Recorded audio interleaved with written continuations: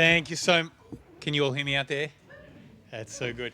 A big thank you to June there. I've got to tell you, I felt so much relief when I saw June having tech issues. I thought, as a mere mortal, to see someone like a games guru having tech issues while on stage, it just means that it's not just me. It's a universal thing. My name's Nick Reece. I'm the Lord Mayor of Melbourne, and it is so awesome to be here for this IGDA meetup every second Tuesday of the month for 10 years. Game developers have been getting together in Melbourne to catch up with each other, network, find out what's cool, what's hot, and talk about the new big thing coming along. So I feel really honoured and privileged that Ceri and June would invite me along here this evening. Can I also begin with a traditional acknowledgement of country? And in the Wurrung language of the Wurundjeri, I'll say to you, Wominjenka, Marambik Burundap, Wurundjeri Willam U, Liwik U Kulin, Yirambu Ba Yiramboy. It's a language that's been spoken on these lands for more than 2,000 generations. I can also thank everyone for being here tonight. I was nearly late, I should confess, because I couldn't drag myself away from playing the Drifter. Come on, let's give it up for Powerhoof, everybody. Good to see a few people in here get the reference. Of course, my journey here was much easier than the journey which Mick Carter goes through in that incredible game. I don't think Dave Lloyd is here tonight, but to the whole Powerhoof team, you rock, and thank you for everything you have done. The fact that that game was born and bred here in Melbourne makes me, as the mayor, feel pretty proud, and you should all feel pretty proud of yourselves as well, that we've got a gaming community here in this city which is producing games which are having a global significance and absolutely kill it as far as gameplay goes as well. It's a really clever game. It's everything we're about here in Melbourne. Now, it's a fascinating industry to be working in at the moment, and the digital game sector is of huge value to the city of Melbourne and indeed Victoria and the whole of Australia. Not only offers creativity and innovation, but it is a massive contribution to our economy. I'm sure every kind of politician that comes along and speaks at IGDA goes through the numbers, and they are very, very impressive, I've got to say. Gaming contributes $340 million to the city of Melbourne economy. That is an amazing number, and you should all feel very proud to be part of an industry which creates so much joy for people in their lives, but also is a serious economic force in our city as well. For our part at the City of Melbourne, we couldn't be prouder of you, and we're also backing you as well with real support. So the City of Melbourne has been able to support the SMART program, which I know Ceri, June, quite a few people here are involved in, and it's giving a home again in the heart of the bustling CBD with the Collins Street Studios. The program is there to help you, to both in your main campaign, but also in your side quests. My dream, personally, would be to see this program help someone like you, to help build the next world-conquering gaming phenomena, again, coming from our city of Melbourne. So I hope you all check in with the team at the SMART program and explore all that it has to offer, the events, the free resources, and be inspired and mentor each other. Look out for each other and help us all reach the absolute incredible potential of this community that we've got. So I'm looking forward to hearing about this year's candidates, and I hope you pick up some new skills at the networking workshop. Again, I couldn't be prouder and more pleased to be here this evening, hoping to get a refreshment there in a moment. Can't wait to hear the conversation here. As Mayor of the City, thanks so much for inviting me along. Congratulations, and let the evening get on. Thank you.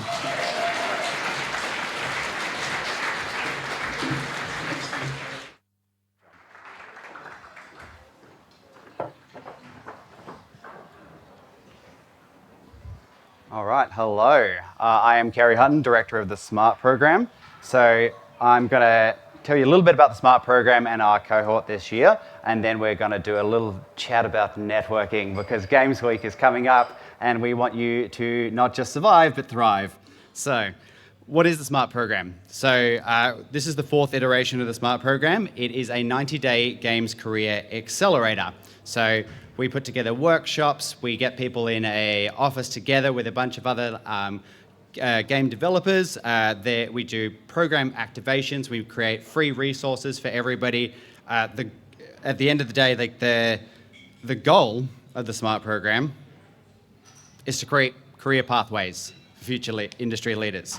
So we do this by providing training, mentoring, and community access. So we have our workshops every Friday where we focus on communication, identity, frameworks. We focus on commercialization strategy, leadership skills, anything that basically allows people to be better developers in a studio or leaders of their own studio. We have mentoring throughout the program, focusing on technical capacity, and then community access, because a big part of the program is that we really want to give people their shot. We want to give people access to the game development industry. We have an amazing community here in Melbourne, but sometimes it's scary to take the first step, and that's what the SMART program is all about. So we focus on building confidence. So confidence in yourself, confidence in your skill sets, and commercial capability so that you can build the studio around the amazing products that you create. But if you're not part of the SMART program, what's in it for you? Well, we also have Smarter Packs. So on thesmartprogram.com.au, you can get access to free industry resources that focus on different topics that we've developed in the SMART program, from marketing fundamentals to how to network, to how to start the foundation of a team if you want to build your own studio. We've got 3 available at the moment with 2 more on the way. We have a showcase at the end of the year where we show off projects developed by other SMART program graduates, and with everything that I do, it's networking is involved. And then we have a career pathways panel that'll be happening in November. So we focus on different topics every year that are all about sort of getting your foot in the door in industry and defeating the barriers that are in your way. So that's the SMART program. So I am now going to announce the candidates for the SMART program 2025. And the beautiful thing is they are all here tonight. So I'm not going to embarrass them by bringing them up on stage, but I'm certainly going to show you all their faces so that you can meet them. So without further ado, can I introduce the SMART program cohort of 2025, Nadinda, Jed, Noemi, Cora, Bora, and Jay.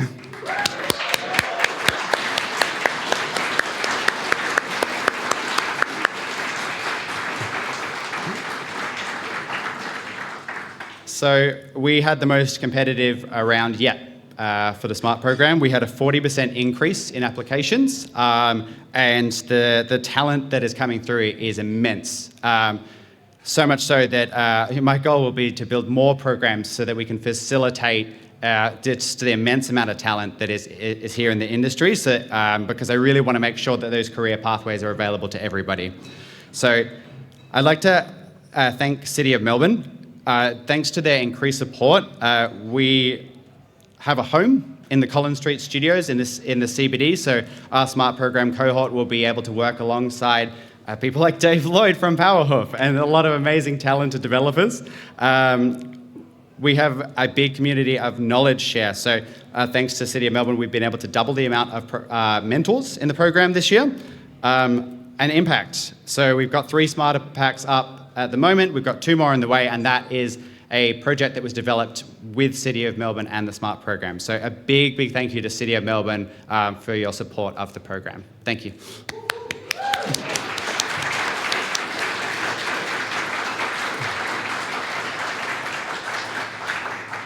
So let's talk about networking.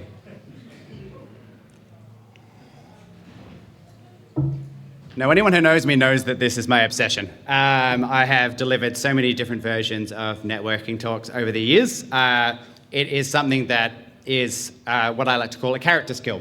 Which is a recontextualization of the word soft skills, because if you look up the origin of soft skills, you'll see why not a fun saying to say. But character skills feels more cooler, feels like an RPG, feels like you're leveling something up, feels like it's part of your toolkit, and it should be, because at the end of the day, networking is the bridge to everything else. Like your ability to communicate, show your value, connect with other people, that's what connects you to opportunity. So I'm going to cover top 5 tips for networking in the context of Melbourne International Games Week, which is coming up, because that is right around the corner and it is an absolutely massive opportunity.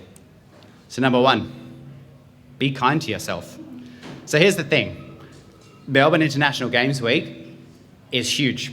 There is so much going on all of the time. You should not go to everything. And I'm going to say that again for the people in the back. You should not go to everything. I've seen it time and time again. You will tire yourself out and you will not be the best version of yourself when you have the opportunity to meet amazing people. You will be ragged. You will not be at 100%. You will not be able to activate those opportunities. So don't go to everything. Make an itinerary in advance, plan it out, and make sure that you're conserving your energy, because it is a big week. And it's a week with an asterisk, because I'm pretty sure it's like 10 or 11 days. Okay, so yeah, conserve your energy for the events that matter most to you. Think about what your discipline is. Think about the sort of people that you want to meet. Conserve your energy for where they're going to be. You don't go hard on absolutely every single event. It does not work out. And build in rest and recharge days into your plan. When I teach this in the SMART program, I call it strategically touching grass. So you really want to build in rest moments throughout your week. It can be having a day off. It can be having a couple hours to just sit in the sun, to socialize with your friends. Whatever recharges your battery, build that into the week, because you will be so much better off for it that you are just not slogging it at every single event, trying to look for an opportunity. Number 2, bring back up.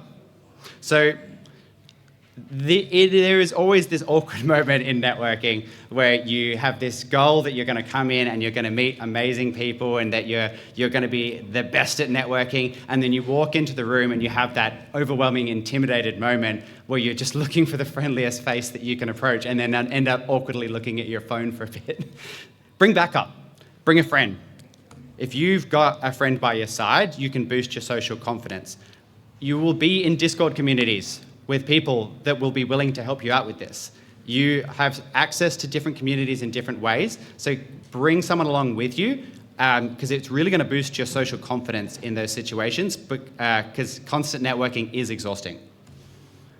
Create a bail code word. So if anyone's seen the movie Garden State, you might know this cue. But basically, you want to create a bit of a code word between you and your friend that is a way to subtly say, I'm a bit overwhelmed, this is a bit much, I'm tired, I think I need to step out of this situation, and you can find an excuse to leave without having to feel awkward for saying, I want to leave in the middle of a conversation. So you can have fun with this as well. I have one with my friend, which is the word synergy, because I would never say that. But it's fun coming up with new and creative ways to work synergy into a sentence. So come up with a bail code word so that you never feel trapped in a social situation. Introduce others into the conversation. On a small scale, this is with you and your buddy that you bring along. Introduce each other rather than introducing yourself to people. It works really, really well for building rapport if you introduce somebody else. On a larger scale, this is when you're in a group conversation, you be aware of the other people around you. If somebody hasn't spoken yet, give them their shot. Give them an opportunity to introduce themselves, or if you have previously met them, introduce them to the group. It will benefit you as well as benefiting them. I can't begin to tell you how much I have respect for people who do this, because it shows that they care about something other than themselves in the situation, and that's immediate trust, that's immediate rapport. Avoid assumptions. So, this is the scale of assumed knowledge. So there's a bit of a trap when you're in social situations where on one side of the scale, if you assume that people that you're talking to don't know anything about this topic, that's not good. But if you, on the other side of things, if you assume that they know everything about this topic, that they have the same level of knowledge as you do, that's not good either. You want to be in the middle, because if you always assume that people know nothing about the topic that you're talking about, that's mansplaining. You don't want to be in the mansplaining zone. And if you assume that people have the same level of knowledge of you about absolutely everything, that's referred to as the curse of knowledge. But I like to call it the academia zone. So, how do we stop ourselves from getting out of the mansplaining zone or the academia zone and being in that middle ground? So, qualifier questions. So we can keep ourselves out of assuming that people know nothing about the topic with a qualifier. So this is, are you familiar with? So before you start your rant, are you familiar with Hollow Knight Silksong? Of course you are. But it's inviting. It allows people to tell you their level of knowledge on the topic, and it makes them feel like you considered it beforehand. It's a great way to start, before you start off on a rant, qualify it. It also is great in group situations because the level of knowledge on the topic could be high for a handful and low for others.